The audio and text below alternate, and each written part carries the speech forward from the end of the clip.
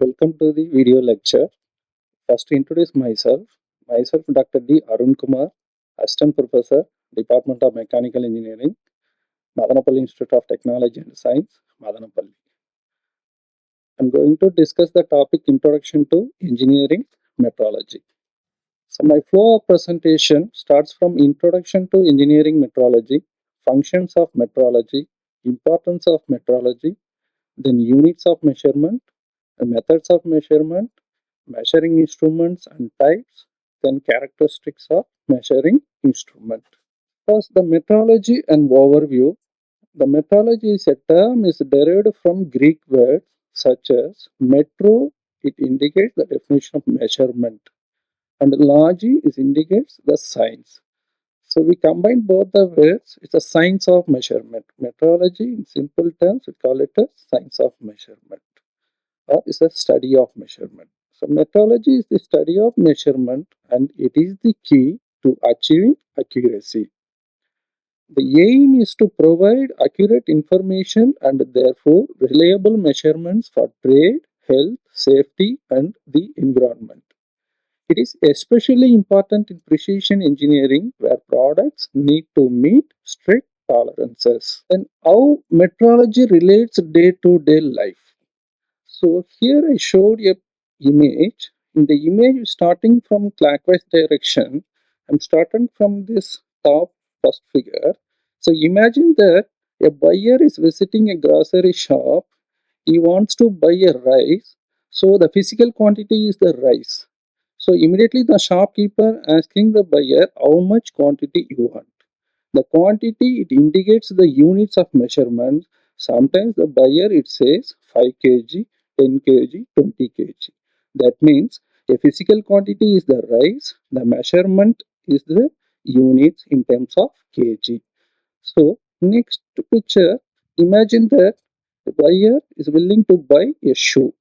So usually shopkeeper ask to, so what is the size of the shoe you want to buy? So immediately we will say 5 centimeter or 30 centimeter based on our requirement. We requested the shopkeeper. So next, cloth shop. So imagine that a buyer visiting the cloth shop to purchase the cloth. Usually nowadays we prefer medium size, large size, then extra large. These and all it indicates the measurement in terms of the centimeters. Okay, then go to the vegetable shop. Here also the physical quantity is the vegetable. Then the units is in terms of grams or in terms of kilograms. And move to the next slide. This is engineering metrology. So how metrology helps to the industry. So look into this picture. The first starting from the clockwise direction, the first image it indicates the shaft diameter is measured by using the vernier caliper. So we want to know the diameter of the shaft. So with the help of the vernier caliper, we are measuring the size of the shaft or size of the gear. Next, coming to the some machining process, a person who involved in the machining process need to verify the dimension of the shaft. So he is randomly or frequently verifying the dimension of the shaft by using the measuring instrument. The measuring instrument it is like as a vernier caliper. Next, coming to the automobile manufacturing parts, we know that if an automobile, n number of subcomponents are there, each component is processed in the manufacturing industry. So, in manufacturing industry, a person who involved in manufacture of the component, he has to verify the dimensions before releasing the product to the next section. Next example is the cell phone mobile shop. In mobile also n number of tiny parts are there. So each part dimension is more important, then only we can easily assemble as a whole product.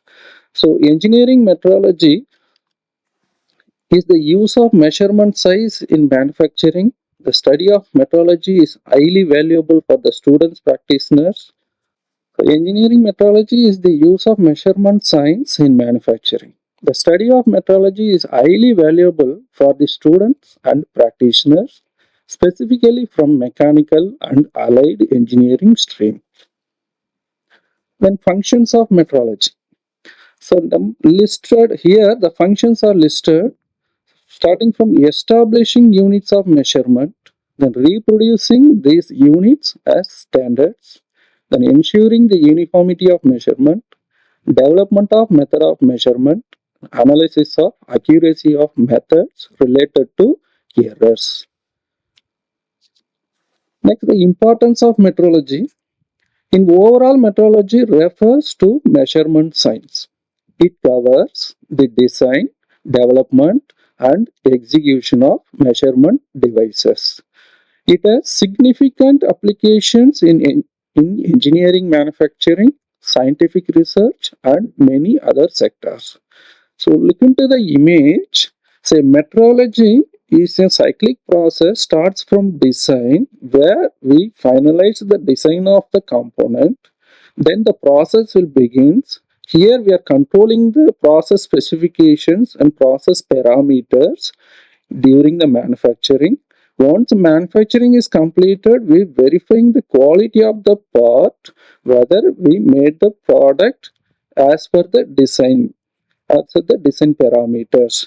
Once we ensuring that we are allowing the part to assemble the main component, then it serves the function. If any deviations are there, we are considering in terms of tolerancing that we overcome in the designing process.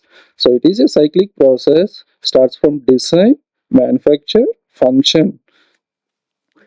Next, the importance of metrology in manufacturing process, particularly we are going to discuss the importance in manufacturing. The theoretical drawing or CAD model consists of several metrological parameters such as tolerances, surface roughness, accuracy, and precision. These parameters are used throughout the manufacturing process. It allows the creation of the parts according to the requirement and the specifications mentioned in the drawing. Some of the major activities in manufacturing process are listed here. One is initially we verifying the dimensions of the raw material, then maintaining the dimensional accuracy and repeatability, then identification and troubleshooting of problems, then the economic advantage of metrology in manufacturing, then role of metrology in research and development. Then I'm going to discuss the units of measurement. Actually, in this table, the SI is International Standard Units, we consider as a base units. So look into the table, starting from symbol, the name, then quantity. So quantity is time. We simply call it as second. The symbol is S. Then quantity is length. So that name in terms of unit, it is meter. Symbol is M. Then quantity is mass, name it as kilogram, it is kg. In similar way, electric current, name it as ampere, then amp. Then thermodynamic temperature, it is Kelvin, the symbol is K. Then amount of substance, it is mole, so it's simply noted as MOL. Then luminous intensity, the name is candela, the symbol is CD. So the base SI units are the second, meter, kilogram, ampere, Kelvin, mole, and candela. All other SI units are derived from these base units. Systems of measurement in modern use include the metric system, the imperial system, and United States customary units. Example mentioned here, the uniformity of measurement. So look into this slide. So extra small, then small, medium, large, extra large. These all indicate some standard dimensions. So if it is extra small, the length of the object is 8.5 centimeter. Then breadth is 3.3 centimeter. Then it is small, the length it will increase somewhat higher. So here it is 9.3. Then if it is medium, the length is 10 centimeter. Then it is large, 10.8 centimeter. The extra large is 11.6 meter. So the length variations is there based on the extra small, small, medium, large, and extra large. This is one example. And another one example, sometimes in Usually in day-to-day life we called the bearing size in terms of 6001 R6 bearing, then prime reducer bearing. What it exactly meaning? Then 6001 bearing, the size of axle is 12 mm, then size of hub is 28 mm. So coming to R6 bearing, the size of axle is 10 mm, then hub size is 22 mm. In similar manner, primo reducer bearing, the axle size is 10 mm and hub size is 28 mm. Then methods of measurement. So many methods are there to measure the measurement. Some of the measurements I listed here. So starts from direct method, coincidence method, indirect method, deflection method, absolute or fundamental method, complementary method, comparative method, contact method, transposition method, contactless method.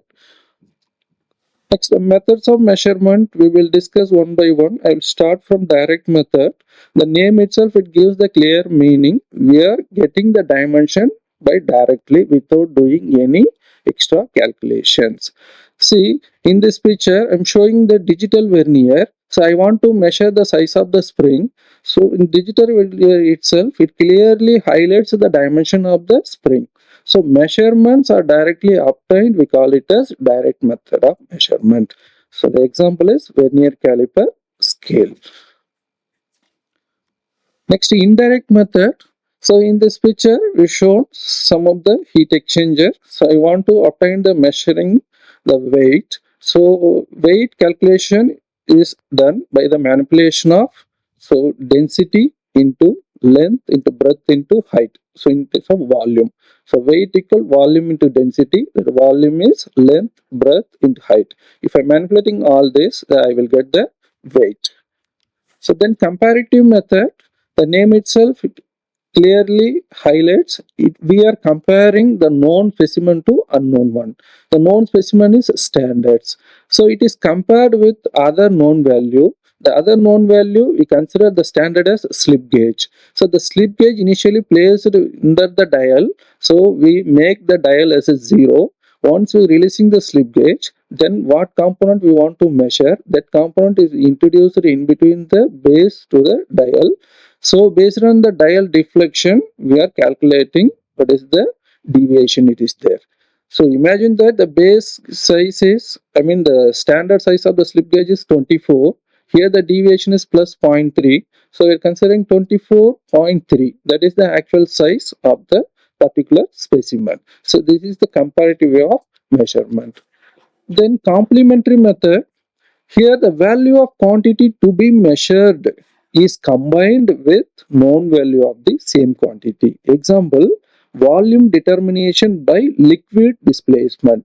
So in this picture, two containers are there. One it is completely occupied up to 40 ml. So another one is occupied up to 30 ml. So because of the introduction of the weight, this volume of the water occupying inside the glass tube, it will vary. So how much variation is occur by the introduction of the weight we are calculating, that is called it as complementary method. Next, deflection method. The value to be measured is directly indicated by a deflection of pointer. Example, pressure measurement. So the pressure dial gauges showed in the slide. So many pressure gauges based on the size, it will differ. So where we want to measure the pressure, there we are applying this dial gauge. We can easily identifying based on the deflection of pointer. Next, coincidence method of measurement. It is a method of measurement in which a very small difference between the value of the quantity to be measured and the reference is determined by the observation of coincidence of certain lines or signals. So, it's like a weight gauge. So, here this the needle is there. So, one is the input, another one is the measuring input. So, this is a known input, this is unknown input. So known input example, the weights we are adding here. So 1 kg, 2 kg, 3 kg like that we are adding here. The unknown, imagine that the vegetable something we are placed here where it is matching both vegetables, the known input and unknown input where it is matching, then the needle it coincides exactly 0. That is the coincidence method of measurement. Next, measuring instruments. So with the help of the measuring instruments only, we will do the measurement. So a unit of measurement or unit of measure is a definite magnitude of a quantity defined and adopted by convention or by law. That is used as a standard for measurement of the same kind of quantity. So some of the measuring instrument included in this slide. So starting from here, so this is a thermometer. We know that it is a temperature measuring device in terms of degree centigrade or Fahrenheit.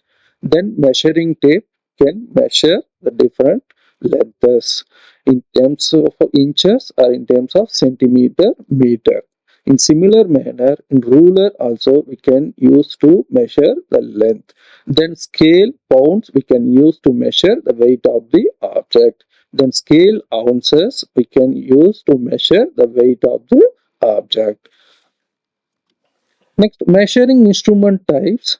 So different types are there, such as deflection and null type instruments, then analog and digital instruments, active and passive instruments, automatic and manually operated instruments, contacting and non-contacting instruments, absolute and secondary instruments, and intelligent instruments.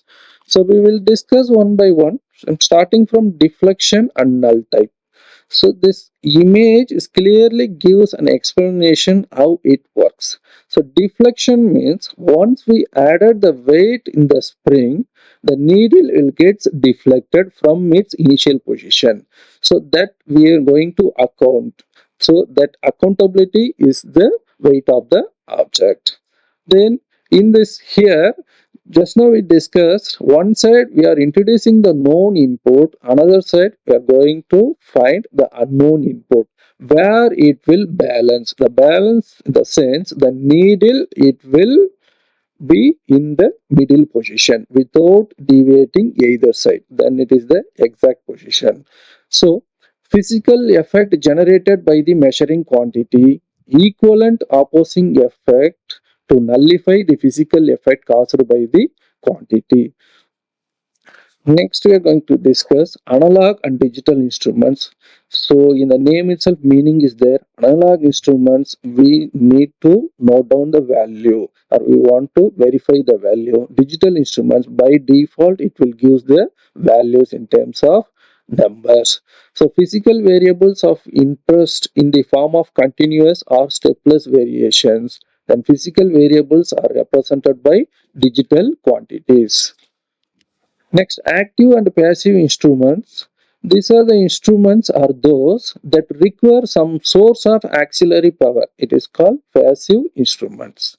The energy requirement of the instruments are met entirely from the input signal. This is called as active instruments. So look into these two instruments. One is pressure gauge, another one is the float level indicator. Here, once the water is filled in the water or fuel, whatever it may be, it is filled in the tank. The float level it is increased. Once the float level is increased, it triggers the switch. Then the electric circuit is energized. Then you will get the voltage. So in the pressure gauge, so once the pressure is increasing, it starts to deflect the needle. The needle will show the pressure of the fuel. So this is one of the way of measurement. Next, automatically and manually operated measuring instrument. So in this slide, two weighing machines are shown here. So one is manually operated, another one is automatically operated. This manually operator requires the service of human operator. With the human service is more required here in manually operator. We need to adjust the scale type. Then we want to introduce the weight in the platform. So based on that, we need to adjust. Then in automated this, once we are weighing the weight of the object in the base, it will display the weight of the object in the displaying unit. Next, contacting and non-contacting instruments. A contacting with measuring medium measure the desired input even though they are not in close contact with the measuring medium. So in this slide, two meters are introduced. One is the contact thermometer, where we want to measure the temperature of the body. This it will give the temperature of the body while contacting the body. But here the non-contacting type, we no need touch the body. The signals will pass into our body. It observes or identifies the temperature of the body and displays in the signal. Next, absolute and secondary instruments. These instruments give the value of electrical quantity in terms of absolute quantities. The deflection of the instruments can read directly. These two are the examples for absolute and secondary instruments. One we need to identify by manual, another one by displaying it will give the value. Next, intelligent instruments. Intelligent instruments, why we called, means the microprocessor are incorporated with the measuring instruments. So we will get the measurement in terms of displaying unit. Next, we are going to discuss the characteristics of measuring instruments. There are two types of characteristics of measuring instruments. One is static characteristics, another one is dynamic characteristics. First, we will discuss static characteristics. The static characteristics are defined for the instruments which measure quantities which do not vary with time.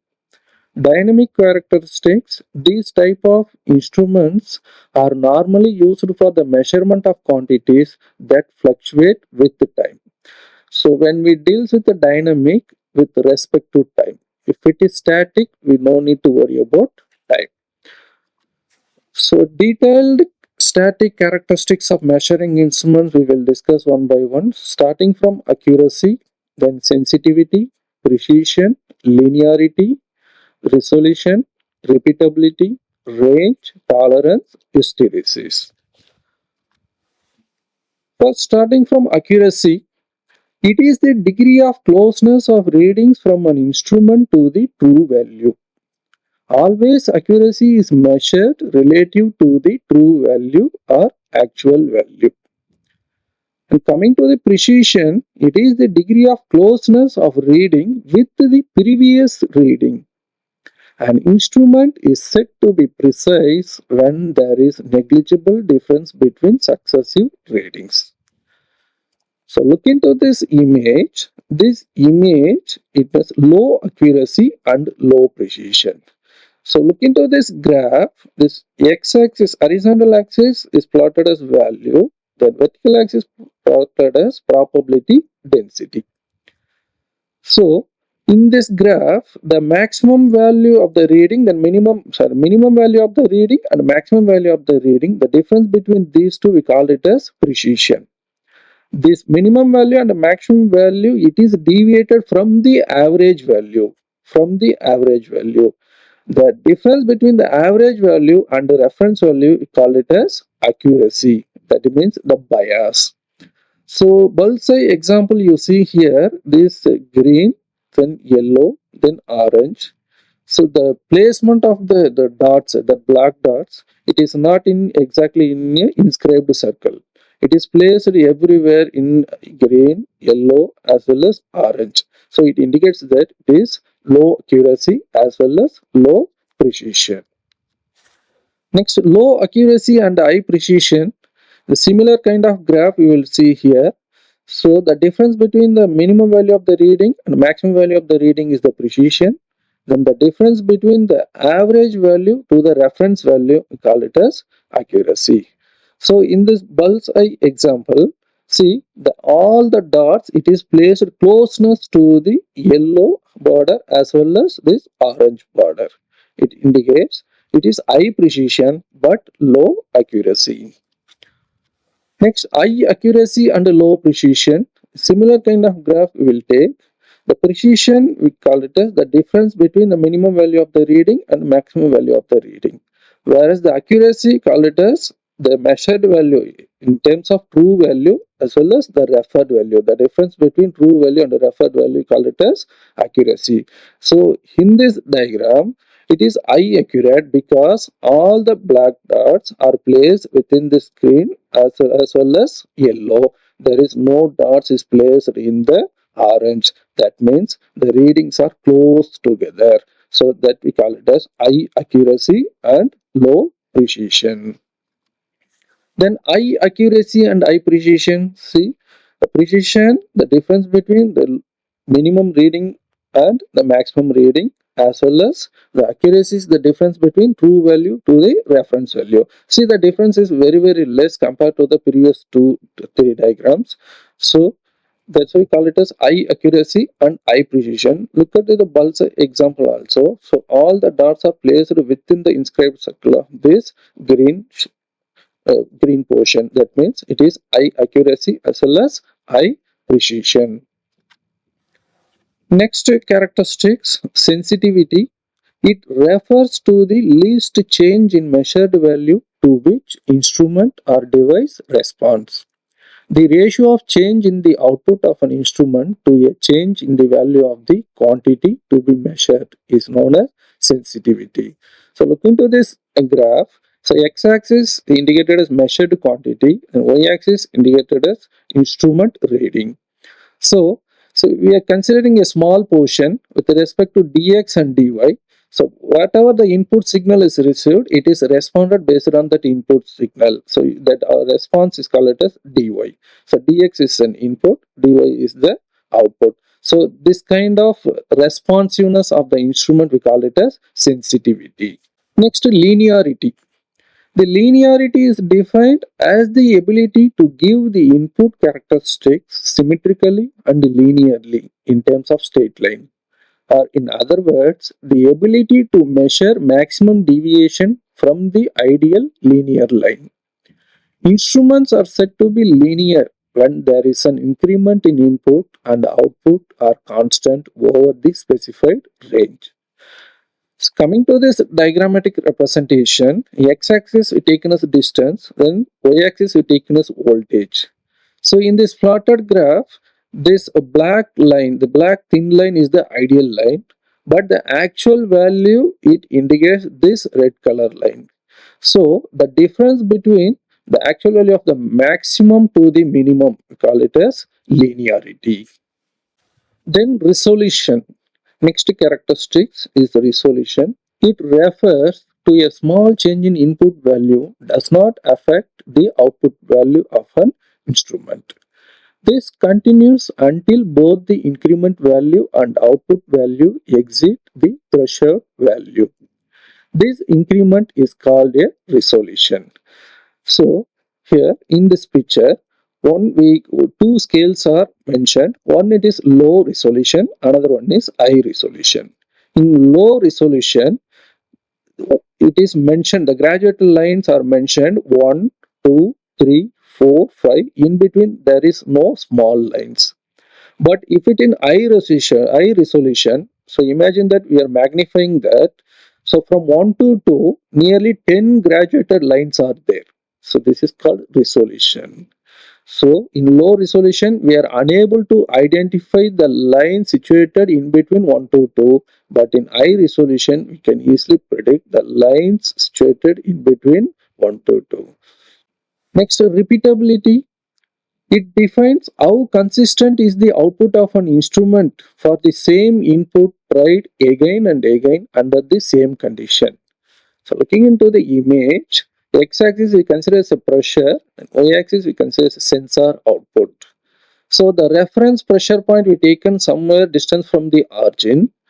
So the, repeatability, it means that the same the dimension or same amount of output we are getting repeatedly.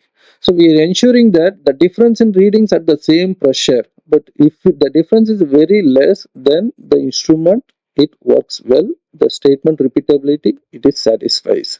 If the difference is more, it is not repeating the same amount of output or same reading the again and again measuring. Next, range. The left extreme and right extreme values of quantity for which the instrument is designed to function. The range is equal to maximum value minus minimum value. So here some of the readings are mentioned, the range calculation starting from 77, 89, 92, 64, 78, 95, 82. In this given readings, 64 is the minimum value, 95 is the maximum value. So range equal maximum value minus minimum value. So as per this calculation, maximum value is 95, minimum value is 34. So the range is 31. Next to tolerance, it is the highest allowable error that is specified in terms of certain values while measurement. It is called tolerance. In this image, so smallest acceptable product is 49.9 mm. Standard product is 50 mm. The largest acceptable product is 50.1 mm. How we are conferring that this is smallest acceptable product and this is largest acceptable product in terms of the tolerance value. Here the given tolerance is plus or minus 0.1 mm tolerance. So 50 plus zero point 0.1, so 50.1 is the largest acceptable. So beyond this value, we will not accept that product is reject. So less than, so 50 minus zero point 0.1, that is also 49.9 mm. Less than this value also we will not accept. That product range is also reject. So within this range, 49.9 mm is the minimum and 50.1 mm is the maximum. Within this range only we are accepting the product. Then hysteresis, it is defined as an instrument showing different output values during loading and unloading conditions. So in this image, the x-axis we are considering the pressure input to the transmitter. Then y-axis considering current milliohms output.